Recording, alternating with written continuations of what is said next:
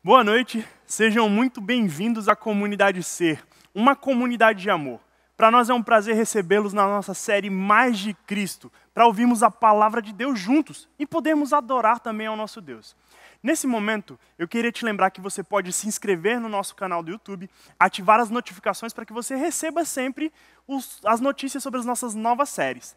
Também lembrando que a gente pode estar juntos através das nossas redes sociais, Instagram e Facebook, Comunidade Ser. Nesse momento, antes de começarmos o nosso louvor propriamente dito, eu gostaria de te convidar a fazer uma oração. Vamos orar ao nosso Deus. Senhor, te pedimos nessa noite mais uma vez que o Senhor possa fazer um milagre em nossa vida. De maneira que o Senhor possa nos transformar através dos louvores que cantarmos, da palavra que escutarmos, que o Seu Espírito possa trabalhar em nós. Dá-nos a Tua paz nessa noite, com a certeza de que ouviremos a Sua voz. No nome de Jesus oramos. Amém. Bom, nesse momento eu convido você então, aonde você está, na sua casa, onde você esteja, que você possa louvar conosco, cantando a música Raridade, interpretada por Eudes.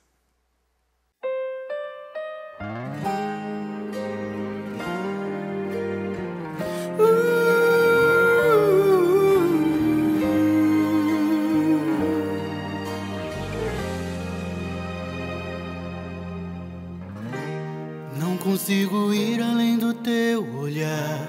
Tudo que eu consigo é imaginar a riqueza que existe dentro de você. O ouro eu consigo só admirar, mas te olhando eu posso a Deus adorar. Sua alma é um bem que nunca envelhecerá. O pecado não consegue esconder a marca de Jesus que existe em você. O que você fez ou deixou de fazer não mudou o início, Deus escolheu você. Sua raridade não está naquilo que você possui ou que sabe fazer. Isso é mistério de Deus com você. Você é um espelho que reflete a imagem do Senhor. Não chore se o mundo ainda não notou. Já é o bastante Deus reconhecer o seu valor. Você é precioso, mais raro que o ouro puro de Ofir. Se você desistiu, Deus não vai desistir. Ele está aqui pra te levantar se o mundo te fizer cair.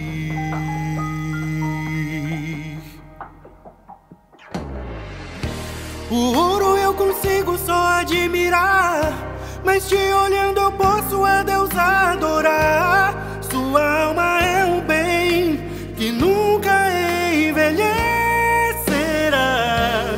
O pecado não consegue esconder a marca de Jesus que existe em você. O que você fez ou deixou de fazer não mudou o início, Deus escolheu você. Sua raridade não está naquilo que você possui, o que sabe fazer. Isso é mistério de Deus com você. Você é um espelho que reflete a imagem do Senhor. Não chore se o mundo ainda não notou. Já é o bastante Deus reconhecer o seu valor. Você é precioso, mais raro que o ouro puro de Ofir. Se você desistiu, Deus não vai desistir. Ele está aqui pra te levantar se o mundo te fizer cair.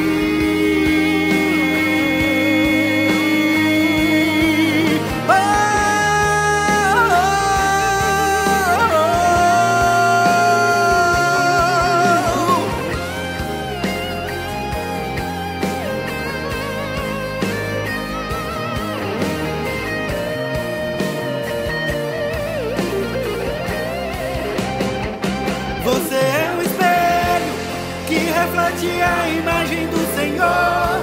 Não chore se o mundo ainda não notou. Já é o bastante Deus reconhecer o seu valor. Você é precioso, mais raro que o ouro puro de Ofir. Se você desistiu, Deus não vai desistir. Ele está aqui pra te levantar. Se o mundo te fizer cair,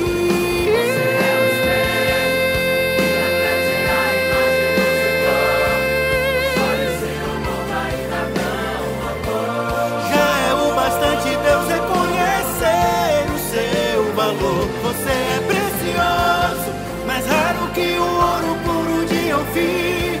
Se você desistiu, Deus não vai desistir.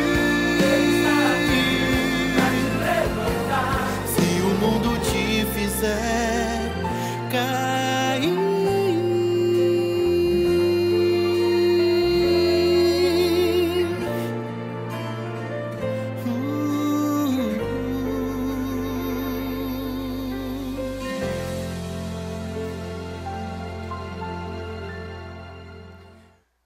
Vocês acabaram de escutar um louvor e cantar com a gente a música Raridade. E que bom que você está aqui conosco. Lembrando que você pode pegar esse link agora dessa live e compartilhar com mais pessoas para que elas também louvem conosco e escutem a palavra de Deus. Hoje nós daremos início ao nosso último episódio da série Mais de Cristo. Esse episódio é a grande virada. Há um conceito no cinema que trabalha com plot twist. É quando há uma grande virada na história do personagem ou dos personagens. Isso é muito interessante. Outro contexto também que há é o spoiler. E hoje eu vim te dar um spoiler. A nossa vida, ela pode sim ter um grande plot twist. Acompanhe conosco então o episódio A Grande Virada com o pastor Itaniel Silva.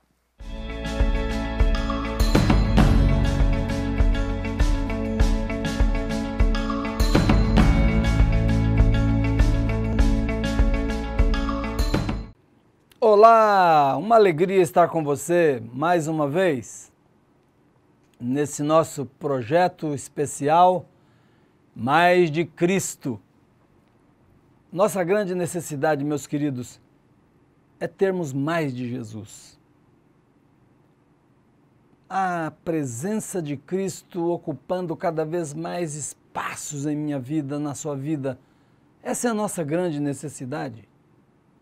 Cada vez mais Ele expandindo sua vontade santa, eterna, perfeita em nossa vida. A busca não é pelas coisas de Deus. A verdadeira busca do cristão é por Deus, o próprio Deus. Eu sempre digo e sempre ensino para a minha igreja, se você tiver a Deus, o que lhe falta? Eu imagino que... até percebo você respondendo, nada. Se eu tenho Deus, nada me falta. Então qual é a busca verdadeira da nossa vida? As coisas ou Deus? Claro, Deus é a busca de fato da vida de todo cristão. Porque quando você tem a Deus, você tem tudo. Mais uma vez eu quero convidar você para vir comigo ao livro do Gênesis. Dessa vez no capítulo 45, Deus tem uma mensagem extraordinária para você aqui, viu? Para mim também. Capítulo 45, os versos 4 ao 9. Cheguem mais perto, disse José a seus irmãos. Quando eles se aproximaram, disse-lhes, eu sou José, seu irmão. Olha que momento é esse. Aquele que vocês venderam ao Egito. Agora, não se aflijam, nem se recriminem por terem me vendido para cá, pois foi para salvar vidas que Deus me enviou adiante de vocês. Já houve 2 anos de fome na terra, e nos próximos 5 anos não haverá cultivo nem colheita. Mas Deus me enviou à frente de vocês para lhes preservar um remanescente nesta terra e para salvar-lhes a vida com grande livramento. Assim, não foram vocês que me venderam para cá, mas sim o próprio Deus. Ele me tornou ministro do Faraó e me fez administrador de todo o palácio e governador de todo o Egito. É extraordinária essa porção da Bíblia. Quando nossa vida se depara com uma turbulência, normalmente nossa atitude é fazer uma pergunta incorreta. E a pergunta é: por quê? A pergunta certa a fazer não é por quê, mas sim procurar compreender, tentar entender como Deus cumpre os seus planos em meio aos gemidos, à dor, ao sofrimento da terra. Deus tem planos maravilhosos, planos amorosos, planos grandiosos. Quando a minha vida se depara com uma turbulência, com uma provação, com uma dificuldade, a pergunta não é tentar saber por quê, mas é tentar saber como é que Deus cumpre os seus propósitos eternos e de amor no meio de um mundo que geme. Na minha vida agora, que estou gemendo diante dos fardos, das lutas e dessas dificuldades. Mas diante da prova, a maioria das pessoas toma o caminho errado, o caminho da revolta, o caminho de ver a Deus como o culpado, como o próprio inimigo, dificultando e provando a vida. Escute o que disse uma mulher chamada Alice de Oliveira Souza, uma merendeira. Ela disse o seguinte: é tão estranho, diz ela, passei a vida inteira batendo ponto, com horário para tudo. Quando aposentei, arranquei o relógio do pulso, joguei fora, finalmente eu seria livre.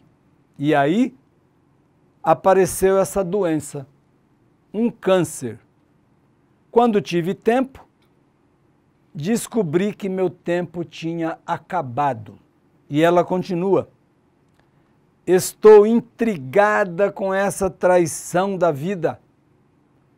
Eu estou revoltada contra Deus, diz ela. É dele a traição. Você acha que essa mulher está sozinha nessa questão?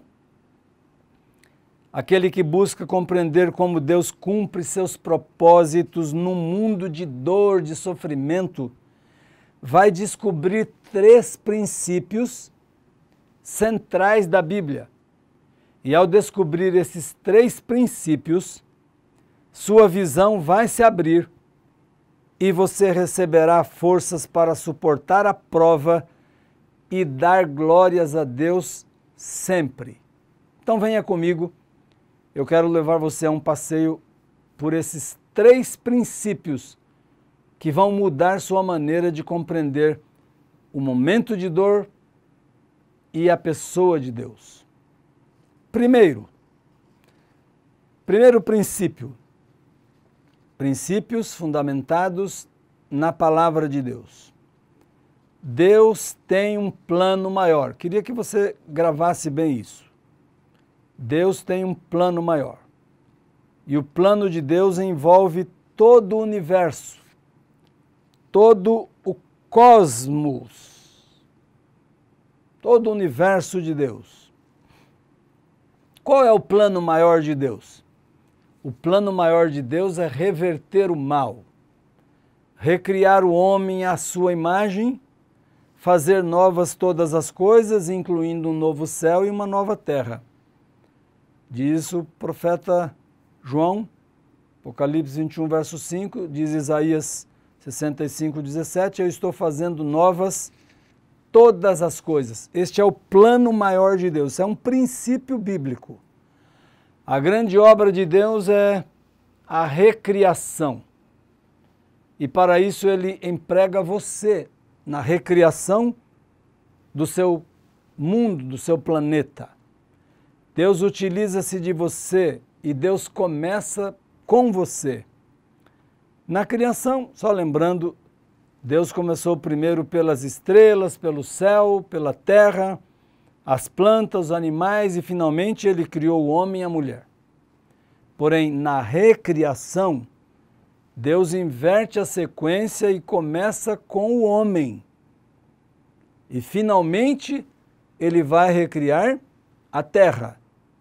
Na criação ele fez céus, terra, tudo e depois o homem. Na recriação ele começa com o homem e finalmente céus e terra. Queridos, a recriação é mais difícil do que a criação. Por que a recriação é mais difícil que a criação? Porque depende da vontade imperfeita dos seres humanos. Deus começa comigo na recriação, com você. O preço para recriar é maior. O Filho do homem, o Filho de Deus, teve que morrer para obter o direito de recriar. A criação veio de cima para baixo. A recriação segue de baixo para cima. Está demorando. Por quê? Porque depende da vontade de Deus. Você foi convidado. Depende da sua vontade, da minha. Já poderíamos estar vivendo as glórias do novo céu e da nova terra, mas ainda estamos aqui por quê? Porque de repente eu estou pregando para alguma pessoa que Deus ainda precisa salvar. Deus quer trazer para ele. E de repente essa pessoa está demorando, está rejeitando, está adiando, protelando. E com isso nós permanecemos mais nesse mundo que geme. Venha para Jesus agora. Venha imediatamente. Você é ator principal neste grande projeto de Deus de recriar. Nesse grande plano de Deus de refazer tudo novo. Você é um ator principal dentro do grande drama do universo. Então, primeiro princípio, Deus tem um plano maior. Isso quer dizer, não é ficar resolvendo questões aqui, acolá, acolá. Esse não é o plano de Deus. O plano de Deus é maior e envolve todo o universo, todo o planeta Terra, inclusive você. E depende de você e Deus usa você, conta com você. Segundo princípio, minhas ações, aparentemente comuns no mundo visível, têm um efeito extraordinário no mundo invisível. Eu vou repetir. Olha lá. Segundo princípio, minhas ações aparentemente comuns no mundo visível têm um efeito extraordinário no mundo invisível. Ok? Pegou? Segundo princípio, para abrir seus olhos e fazer você entender como Deus está cumprindo o seu plano no meio da minha vida que tem tanto sofrimento. Está acontecendo, querido, uma queda de braço, mas não é entre você e Deus. É entre Satanás e Deus. Mas as suas atitudes e as minhas atitudes aqui no mundo, nesse mundo que nós conhecemos, têm efeito decisivo naquela queda de braços que está acontecendo lá nos bastidores do mundo invisível. As forças do mal operam contra a vontade de Deus e contra os filhos de Deus. A questão decisiva nesse conflito é a sua escolha. De que lado você se posiciona nessa guerra, nessa batalha, nessa quebra de braços, nessa queda de braços entre Deus e o mal e Deus? Você vai confiar em Deus? Por exemplo, o inimigo, Satanás, ele faz desabar o mundo sobre a sua cabeça. Quantas vezes você já viveu isso? Ele faz desabar um mundo sobre a sua cabeça. E diz assim, ó, foi Deus. E aí Deus fica na expectativa. Será que o meu filho vai acreditar que fui eu que fiz esse mal para ele? Ou ele vai entender que isso é o mal do diabo e vai continuar crendo em mim, confiando em mim e permitindo que eu continue realizando o meu grande plano na vida dele? Essa é a grande luta que está no bastidor do universo. Satanás tenta fazer você crer que Deus é o inimigo, que Deus traz o mal para a sua vida. E Deus é de fato um inimigo, mas ele é o inimigo do diabo, o inimigo do autor do mal da minha vida e da sua vida. Imagine assim, uma ilustração. Satanás, ele deteriorou a casa onde você mora. Deteriorou, estragou, rebentou, não sei como que ele fez, uma chuva, um vendaval, uma água, não sei. Deus assumiu o trabalho de reconstruí-la. Vamos imaginar que a casa seja você. Com toda a competência e cuidado, Deus está pintando a casa. Satanás vem e ele vem atrás e ele joga tinta na vidraça que Deus acabou de colocar. Você vem correndo ver o que aconteceu e Satanás diz, foi Deus. Aí Deus olha para você para ver a sua reação. Se a sua visão for aquela visão menor, aquela visão pequena, que ainda olha os problemas da vida achando que é de Deus, você vai dizer assim, esse Deus aí, parece que ele aumenta mais o trabalho da minha vida, ele mais suja do que pinta, parece que Deus é incompetente, não é ele que vai tirar a tinta do vidro, né? Depois terei que ser eu para limpar esse vidro.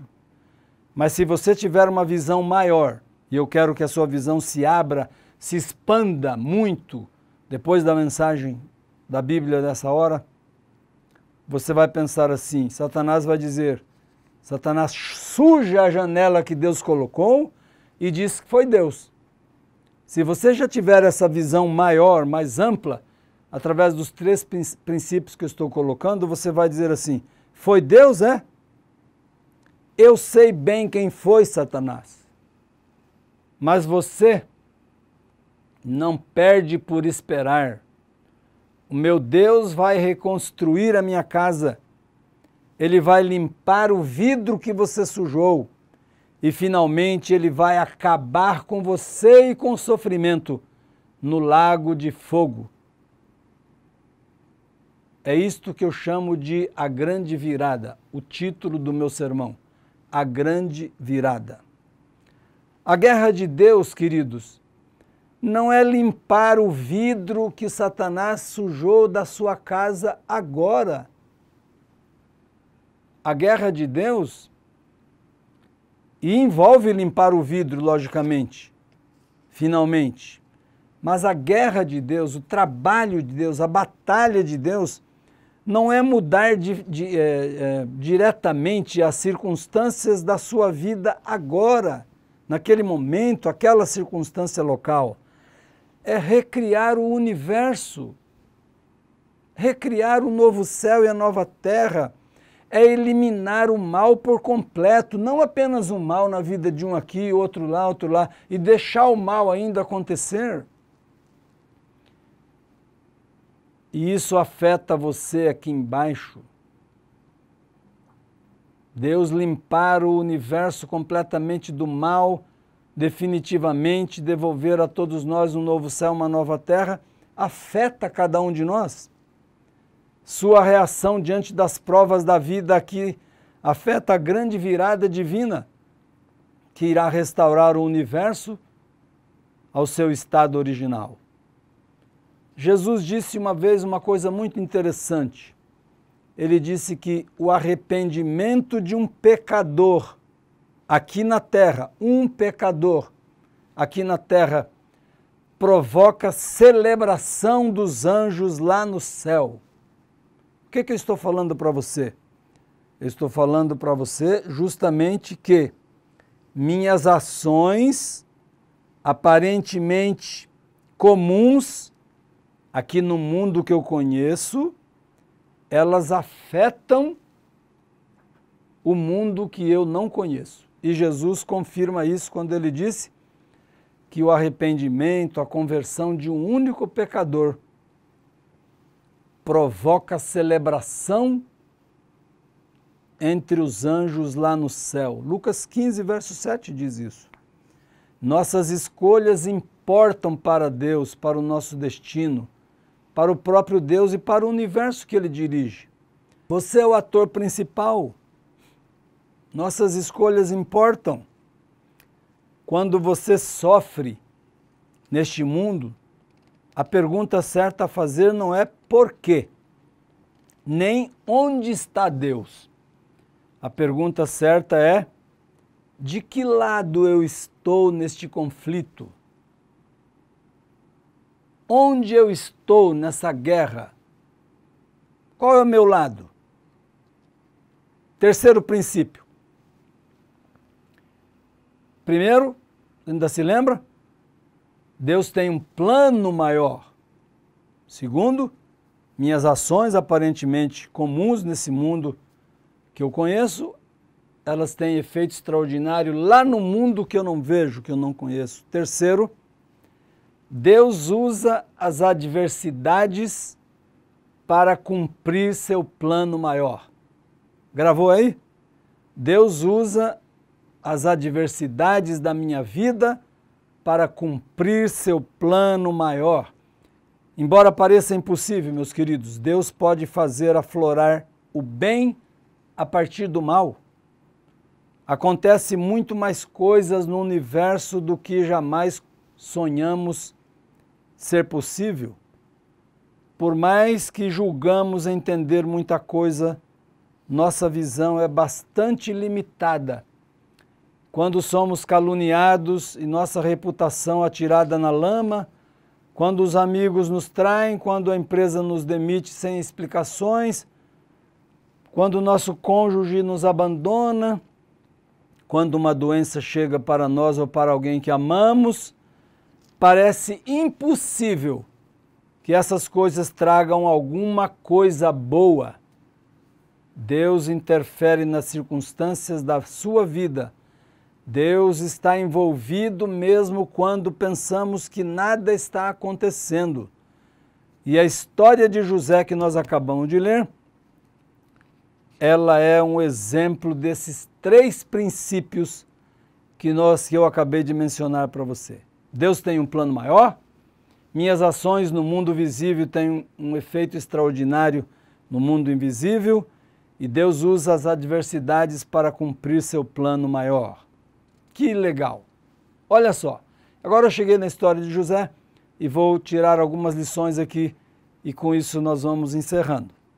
A história de José começa com dois sonhos.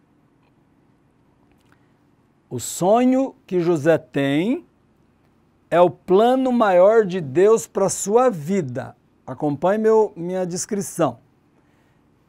O sonho ele será exaltado acima dos seus irmãos e até mesmo acima dos seus pais. Seus irmãos e seus pais um dia dependerão dele, inclusive para sobrevivência. Mas como os irmãos não compreendem, não enxergam o fim desde o princípio, eles não estão enxergando esse plano maior, eles se enchem de inveja e de ciúmes e más intenções para com José.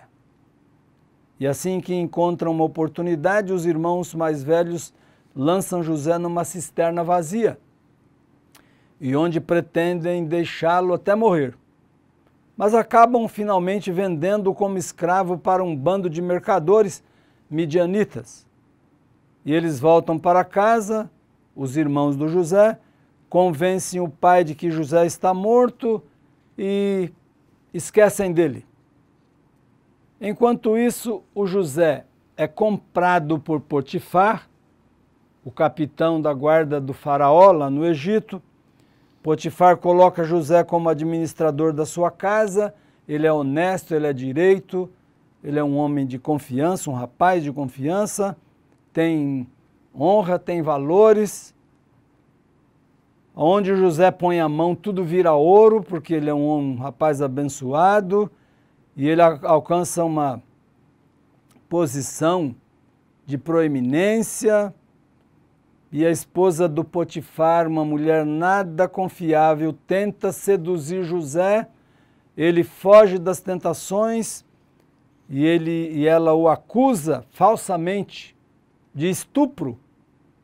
E José vai parar na cadeia, onde ele conhece um padeiro e um copeiro. E ele prediz corretamente que o padeiro morrerá na prisão, mas o copeiro será liberto. E ele pede ao copeiro que, ao sair da prisão, lembre-se dele. E o copeiro se esquece do José e só recorda do José quando o faraó tem um sonho que ninguém consegue interpretar. Se lembra dessa história na Bíblia? José, solto da prisão, interpreta o sonho do faraó e torna-se o segundo homem mais poderoso da nação do Egito. A fome predita por José atinge até a Canaã, lá a terra onde os seus pais moravam, seus irmãos moram, a terra natal dele. Jacó, o seu pai, envia seus irmãos ao Egito em busca de alimento. E eles se encontram com José, o irmão, mas eles não reconhecem o José. Mas o José reconhece os irmãos, é claro. José submete seus irmãos a vários testes de sinceridade, procurando ajudá-los a confessar seu pecado e, por fim, ele decide revelar sua identidade. Queridos, pense comigo. Se alguém já teve o direito de se revoltar contra Deus, de tomar o caminho da amargura e virar as costas para Deus, eu acho que esse alguém foi José, você não acha não? A reação compreensível de quem está revoltado é a vingança. E o José tinha agora a chance nas mãos de vingar dos seus irmãos. Mas ele enxerga o quadro maior. O José tem essa visão do seu Deus construindo um quadro muito maior do que simplesmente a vida local, uma situação esporádica aqui, outra ali. José tem uma visão ampla do quadro e da obra divina. E olha as palavras dele. Veja se ele tem essa visão ampla ou não tem. Foi para salvar vidas que Deus me enviou adiante de vocês. Eu acho lindas essas palavras. E ele até diz, aliviando a consciência pesada dos irmãos por terem cometido esse crime extraordinário. Assim não fostes vós que me enviastes para cá, e sim o próprio Deus. Queridos, preste atenção na grandeza da mente e da fé desse homem. Não foram vocês que me venderam, não? Deus me trouxe para cá, Ele me conduziu. E Ele me conduziu para um propósito maior, muito superior. Deus fez de mim o provedor da vida de vocês, o salvador de vocês e da minha família e do meu pai. Deus estava conduzindo essa história. Se é um cristão meia boca, hein? Quando os irmãos vendem, ele, ai, meu Deus, não me guarda, não me abençoa, aí só abençoa meus irmãos, esses ímpios, mas a mim, olha aí eu. Se é um cristão meia boca lá no Egito, quando ele é acusado por aquela mulher, olha que praga dessa mulher, olha que coisa maldita. Deus não me livra dessa tragédia. Não, Deus está com ele. Ele está percebendo, ele está enxergando algo maior acontecendo. Não apenas uma coisinha exigindo que Deus o guarde aqui, o livre ali, tire da cadeia aqui. Não é isso. Deus faz isso. Mas essa não é a tarefa principal de Deus.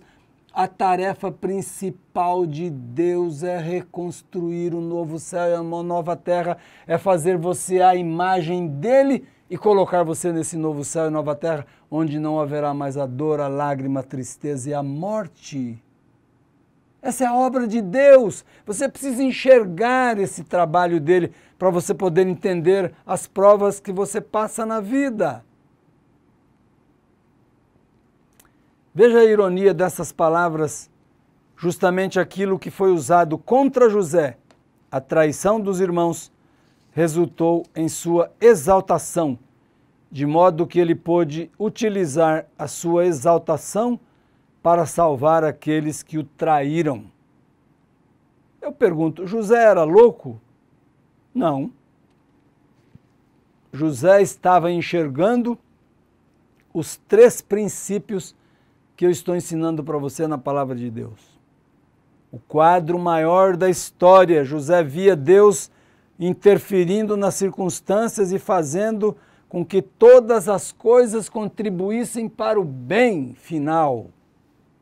Até mesmo as tragédias, Deus estava usando para contribuir, para conduzir a história do José para um final de bênçãos, não só benefícios para a vida dele, mas de bênçãos para milhões de pessoas, inclusive para o seu velho pai e para todos os seus irmãos.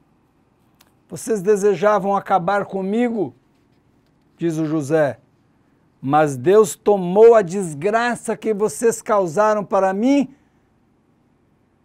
para me colocar no trono do Egito e para hoje ter comida para dar para vocês sobreviverem. Consegue entender o quadro maior? A visão do José? Deus me colocou aqui justamente para que quando vocês precisassem de alguém aqui, eu aqui estivesse para ajudá-los, para abençoá-los. A visão que José tinha de Deus era tão grande que tornava pequena a visão do mal provocado por seus irmãos. Quando você tem essa visão ampla de Deus, você não fica jogando culpa nos outros. Você não fica procurando o causador dos seus problemas.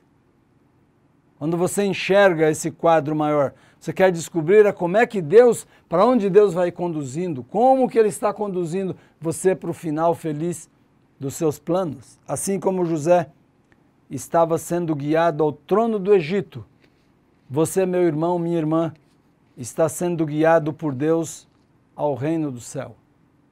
Esse é o plano maior de Deus para a sua vida. Suas palavras não querem dizer apenas Deus estava lá nas circunstâncias difíceis da minha vida. As palavras de José querem dizer também Deus está no controle de toda a história. Acredite, tudo o que aconteceu na sua vida foi parte do plano maior de Deus. Será que José conhecia todas as coisas de antemão? Será que ele entendeu todo esse plano maior de Deus quando ele teve o sonho lá atrás? Talvez não. Eu imagino que não. José sabe do plano maior de Deus tanto quanto você sabe do plano da sua vida. Tanto quanto nós sabemos do plano de Deus para nós. Assim é a vida para todos nós. Você está na viagem planejada por Deus, mas não sabe por onde a carruagem vai passar. Por isso, você precisa confiar em Deus Você precisa entender o plano de Deus maior e como Ele está conduzindo você para o ápice deste plano. Eu vou fazer uma ilustração para que eu tenha certeza de que você esteja entendendo claramente o que Deus quer falar para você nesta hora. Visite uma fábrica de uma fábrica de tapetes. Já visitou uma fábrica de tapetes? Observe a parte de trás da máquina. Vai lá por trás. Aquela enorme máquina e seu funcionamento, você vai notar dúzias de bobinas, de fios de todas as cores. Você vai perceber ali aquelas bobinas girando, aqueles fios entrando na máquina. Olhando por detrás, você não vê sentido naquilo, aqueles mecanismos, aquelas coisas todas. Parece que nada faz sentido, tudo não passa de uma confusão de garfos, de fios, cores, barulho. Olhando a máquina por detrás. Agora, pare e olhe a máquina de frente. Olhe onde ela está produzindo o tapete. Você vai poder ver o tapete aos poucos ficando pronto. Todas as cores no lugar certo. Os fios bem organizados, estampando um belo desenho, por exemplo, de um pôr do sol no Rio Amazonas. Queridos, neste mundo estamos na parte de baixo do tear, na parte de trás do tear. Ainda não dá para ver o quadro completo daquilo que Deus está desenhando, pintando e preparando. Vista do lado de cá, a vida parece não ter desenho definido. Parece que a vida não tem um desenho belo. Somente barulho, confusão, doença, morte, pandemia. Esse é o lado de baixo do tear. Mas Deus garante que o produto acabado lá em cima é lindo, é espetacular, é de tirar o fôlego e vale a pena. Se você pudesse ver o desenho hoje, ficaria extasiado e iria exclamar: o caminho de Deus não foi o mais curto, nem foi o mais fácil, mas foi o melhor caminho. 5 vezes nessa história nós encontramos a expressão Deus estava com José. 5 vezes. Aí você pergunta, mas se Deus estava com José, por que não o livrou da inveja dos irmãos? Por que Deus não o livrou da calúnia da mulher do Potifar? Queridos, escute bem o que eu vou lhe dizer. Esta não era a guerra de Deus. A guerra de Deus era conduzir José ao trono do Egito.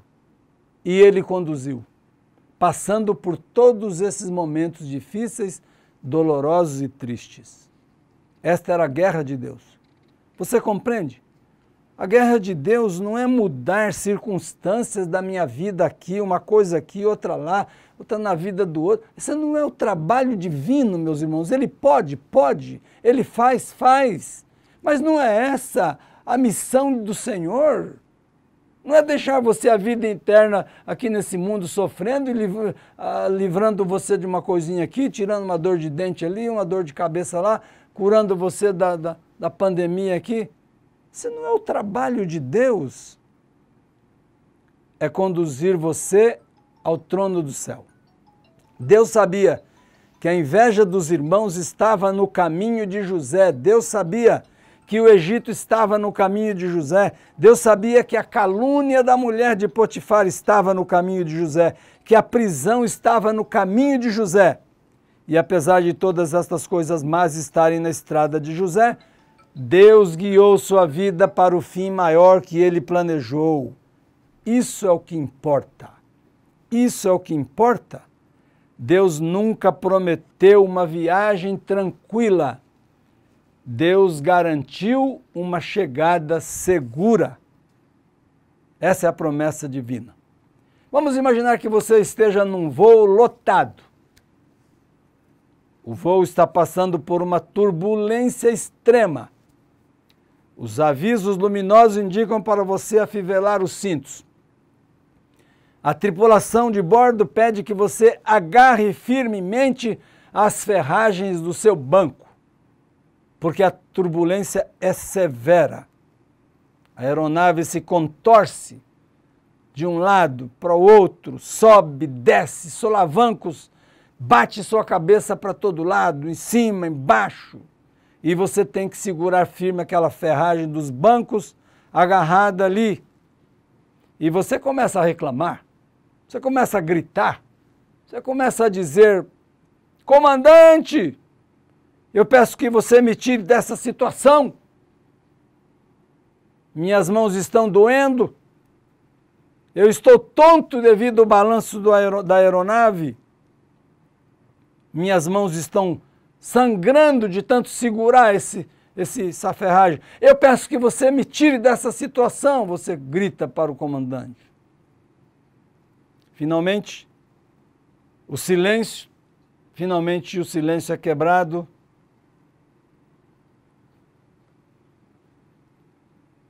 Com o som que aparece. E ele diz: senhoras e senhores passageiros, aqui é o comandante JC. Quero dizer que minhas mãos também estão sangrando, segurando firmemente os instrumentos do avião. Mas tudo está sob controle. Se preferirem, eu posso deixar a cabine de controle do avião e levar um analgésico aí para sua dor. Aí no seu assento, eu deixo o comando do avião e vou levar um analgésico para a dor de cada um aí no seu assento. Mas esse não é meu papel. O meu papel principal é conduzir este avião seguro em poucos minutos até o chão do aeroporto. E o papel de cada um dos senhores é manter os cintos afivelados e firmes agarrados em seus assentos.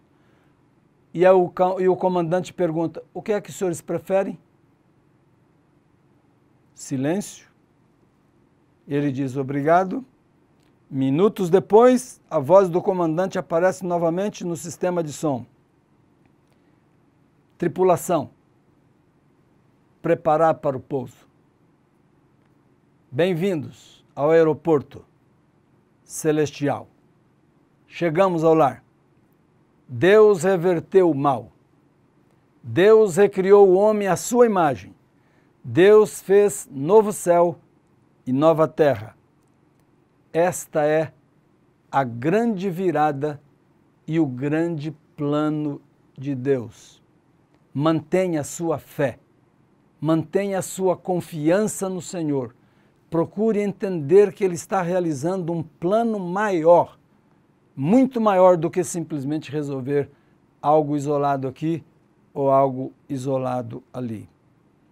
Quando a sua fé estiver sendo difícil de ser mantida, então ela é mais necessária. Que Deus abençoe você de maneira muito especial e que você tenha esta visão da obra grandiosa do Senhor no universo e na sua vida.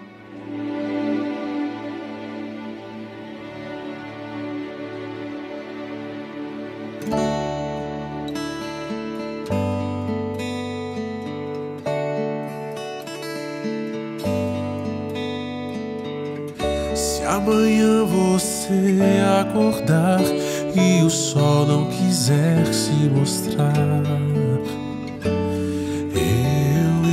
estarei sempre aqui. E se as trevas trouxerem temor, quero dar o meu amor. Eu estarei sempre aqui. Sempre aqui estarei pra ser sua calma, pra dar paz à sua alma. E estarei sempre aqui. Se você estiver chorando, se ganhando, perdendo ou lutando, sou o seu Deus. Estou sempre aqui.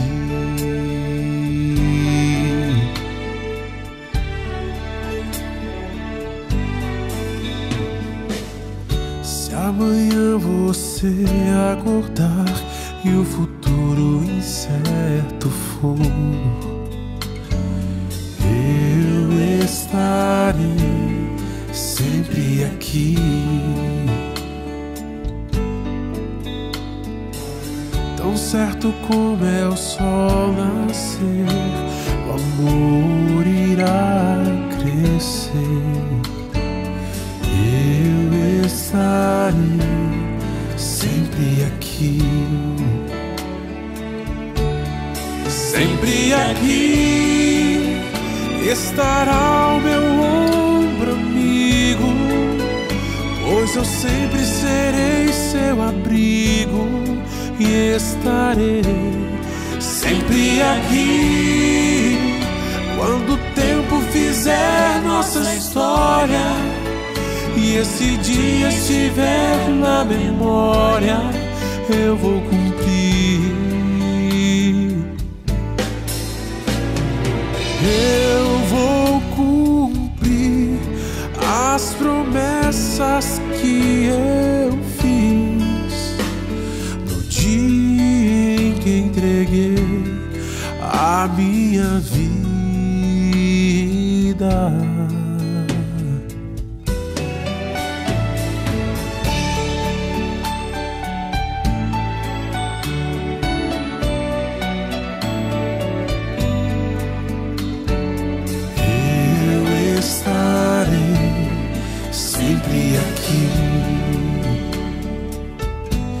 E como o sol que sempre irá nascer, o amor sempre irá crescer. Eu estarei sempre aqui, sempre ao seu lado.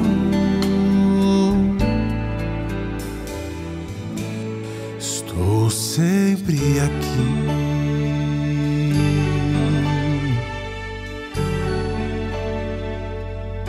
Quero orar por você. Ó Deus amado, graças pelo teu plano maior. Abra a nossa visão e ajuda-nos a entendermos que de verdade o Senhor está nos conduzindo deste mundo para o reino do céu. E que as lutas e provas que tivermos de enfrentar, elas contribuam ainda pelo teu poder e graça para fazer de nós pessoas ainda mais firmes, mais cheias de amor e fé no Senhor, o grande Deus, nosso Salvador, nosso Redentor. Eu oro, Pai, por todos os meus irmãos e irmãs, em nome de Jesus. Amém.